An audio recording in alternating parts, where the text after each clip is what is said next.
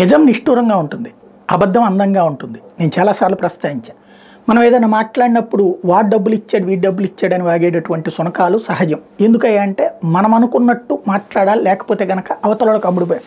మనం యువతలకి నేనైతే అట్లా మాట్లాడేవాళ్ళు యువతలకి అమ్ముడుపోయారని నేను చెప్పను. ఎందుకంటే మీ దురద కొద్దీ మీరు మాట్లాడుతుంటారు, నాకు దురద లేదు. వాస్తవం మాట్లాడేటటువంటి ప్రయత్నం ఎవడో ఒకటి చేయకపోతే కనుక అవాస్తవాలు మాత్రమే రాజ్యం వెళ్తాయి. ఇప్పుడు ఇసుక ఖచ్చితంగా ఓ సంస్థ ద్వారా అమ్మారు, తినలేదని చెప్పే మూర్ఖత్వం నాకు లేదు. వైఎస్ఆర్ కాంగ్రెస్ పార్టీ వాళ్ళు ఒక 5% మంది తిని ఉంటారు. జగన్ అట్లా తిననిచ్చుంటే ఎమ్మెల్యేలందరూ వాళ్ళు గొడవ పడరు. లిక్కరు ఇసుక తన నాయకుల్ని తన ఎమ్మెల్యేలని తిననివ్వాల జగన్. అందువల్లనే జగన్తో ఇబ్బంది పడ్డారు వాళ్ళు చాలామంది, డబ్బులు సంపాదించుకోనివ్వలేదని. అది ఒక ఎత్తు. రెండవది పర్యావరణ లెక్కలు వీటితో వేసినటువంటి పిటిషన్లు దేని మీద? ప్రొక్లైనర్లు వాడారు, భారీ యంత్రాలు వాడారు. చంద్రబాబు టైంలో కూడా వాడారుగా.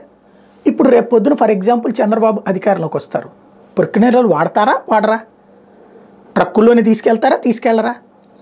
భారీ యంత్రాలతోనే తీస్తారా, లేకపోతే కూలీలను పెట్టి కూలీల చేత ఒక్కొక్క తట్ట ఇసుక పోయిస్తారా? ఇది చెప్పండి. చంద్రబాబు గారే చెప్పాలి ఆ మాట.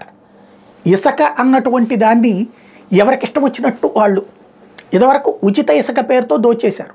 ఇప్పుడు ప్రభుత్వానికి ఒక 750 కోట్లు వస్తున్నాయి, మిగతా వాళ్ళు సంపాదించుకుంటున్నారు. ఇందులో డౌటే లేదు.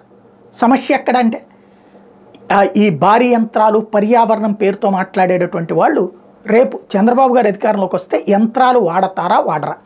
యంత్రాలు వాడము, ఎట్టి పరిస్థితుల్లో కేవలం కూలీలతో మోయిబించి ఇసుక తెప్పిస్తామంటే హ్యాట్స్ ఆఫ్ చెప్దాం.